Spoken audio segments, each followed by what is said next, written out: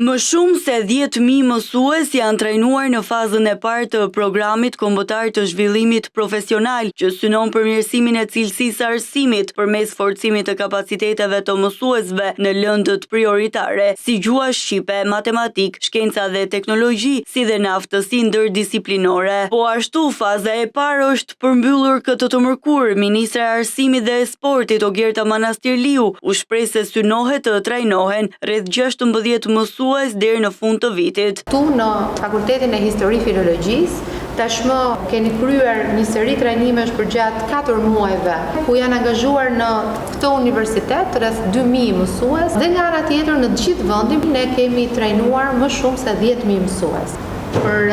Ministrinë e Arsimit dhe Sportit është një prioritet rritja e kapaciteteve të mësuesve tanë dhe edukimi në vazhdim i tyre. Mbetet një rëndësi parsorë sa i përket cilësisë së arsimit, pikërisht mbështetja afatgjatë e mësuesve tanë, për sa i përket trajnimeve dhe metodave efektive dhe inovatore të mësimdhënies, të cilat janë përfshirë në ombrellën e një programi kombëtar të zhvillimit profesional,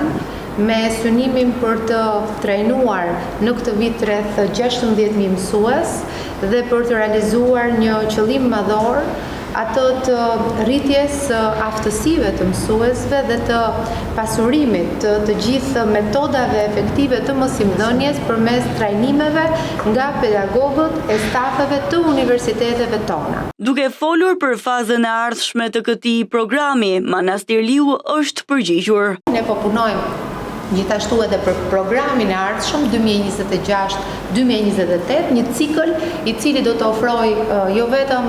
module të reja të edukimit në vazhdim, do të ketë më shumë përputhshmëri edhe me kurrikulën që ne jemi duke punuar, por mbi të gjitha për t'u pajisur ju me aftësitë e nevojshme që kërkon pra mësimdhënia moderne. Programi kombëtar i zhvillimit profesional të mësuesve është një program i Ministrisë së Arsimit dhe Sportit në bashkëpunim me universitetet publike për të ndërtuar një sistem të qëndrueshëm trajnimesh në mbështetje të zhvillimit profesional të mësuesve dhe përmirësimit të cilësisë së arsimit në Shqipëri.